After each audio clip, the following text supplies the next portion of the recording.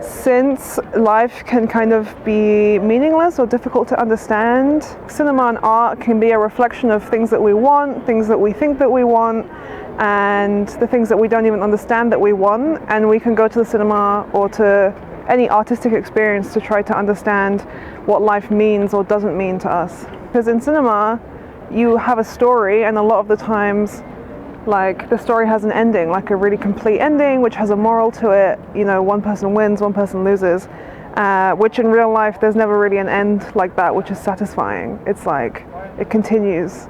And in cinema, you never see what happens after the end of the movie. Since in real life, anyone could get killed, let's go to the cinema and get fooled. Who cares if cinema sees the real life as a perfect tale where someone gets loved? Someone, but we're already perfect fools in real life, though none of us have got killed. As long as none of us has got loved, cinema is more real than the real life. Why does one love to get loved in real life? To make cinema get killed like a fool? In a perfect life, does a fool get killed? Nothing is perfect when no one gets loved. I feel confused, but also it does make sense. Comforted, although it's sort of existential. Probably cinema is like really pointing towards, it's focusing on fooling people in a way that by making up stories that are entertaining, which seem to be like foolish, but at the same time people say the life tells the most interesting stories, and so cinema probably cannot even interpret the foolishness of life. What are you actually seeing? Are you being the fool in the cinema, or are you the fool because of going there?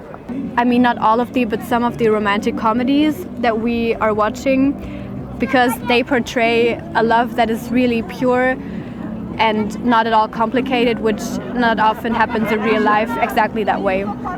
Movies that we see, they portray like a love without nuances and without the in-between and the gray area which life and reality already offer us anyway. Since in real life, anyone could get killed, let's go to the cinema and get fooled. Who cares if cinema sees the real life as a perfect tale where someone gets loved? Someone. But we're already perfect fools. In real life, though none of us have got killed. As long as none of us have got loved, cinema is more real than the real life. Why does one love to get loved in real life? To make cinema get killed like a fool. In a perfect life, does a fool get killed? Nothing is perfect when no one gets loved. Who cares if cinema sees the real life as a perfect tale where someone gets loved? Because I think it kind of also identifies that even though cinema is fooling you, you can still enjoy it, or it can still bring something to you. It can still offer you some kind of escape or some kind of enjoyment in your life, or a chance to reflect upon your own life, even though it's fake or it's fooling you in some way. As long as none of us have got loved, cinema is more real than the real life. Pointing out that cinema shows us what life can offer, and as long as we haven't experienced that in our own life, it's just more lifelike. The cinema is just more real. What actually is reality and how is it created, and isn't art kind of also able to create reality for people? The question here, why does one love to get loved in real life to make cinema get killed like a fool? So basically, in real life, you want to get loved, but you go to the cinema to see kind of what you want to see, but then the cinema kind of, the people get killed, like Romeo and Juliet, the one of them dies, right? Or both of them dies. So you get kind of fooled, even though you wanted to go to the cinema to see the love, to see happiness, to go out of the reality and to see this perfect life. But then you don't. So yeah, so then you're like a fool, basically. why does one love to get loved in real life? I like it because it asks a really deep question inside of you that makes you think. It asks a good question, like why do we love to get loved? I think that's a very good question. Why do we need it? Why do we fight for it? Why do we look for it? Why does one love to get loved in real life? So not for the meaning, but more for the rhythmic of the sentence. At the end, nothing is perfect when no one gets loved. As long as cinema exists, we're all fools who don't get love, and nothing is perfect. Nothing is perfect when no one gets loved. Is the perfect sentence? Yes. Because of the love. Love is all you need. Yeah. You get fooled more in cinema than in life. I think I get fooled more in real life than in the cinema. I think in real life you get fooled because you assume like something will happen, and then that's not often the result of whatever you anticipate. So theoretically speaking, you are fooled. When we go to the cinema, we already know that it's not the reality. I mean, when you go to the cinema, you normally have picked out a movie beforehand and you know kind of the story. You're not actually really fooled as often as in real life. I go to the cinema and I don't feel like fooled. No, I don't want to be fooled. I want to be surprised and I want to be excited. Yes, I don't agree with the term get fooled, but I agree that cinema can provide escape from reality.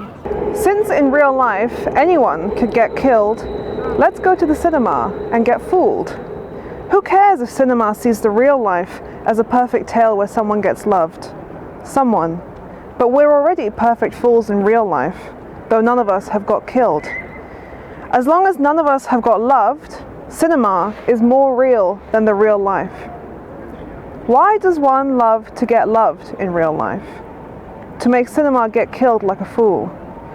In a perfect life, does a fool get killed? Nothing is perfect when no one gets loved.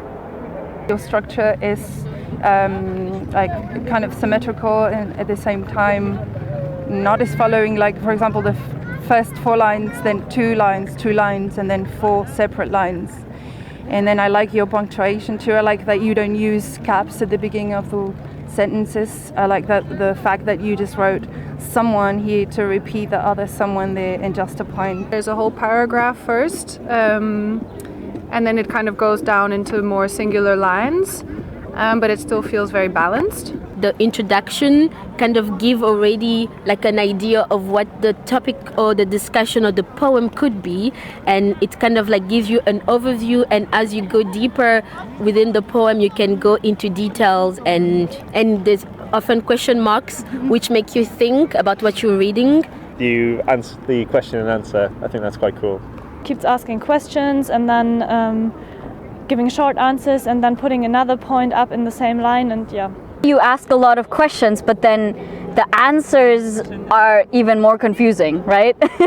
That is also a thing that you have. So I don't know if you're answering these questions or you're just making the reader even more confused and making them think even more about those questions. Reuses the same words, like the same killed, fooled, loved. Like all of these things kind of get re-evaluated and reused back and forth to have different meanings.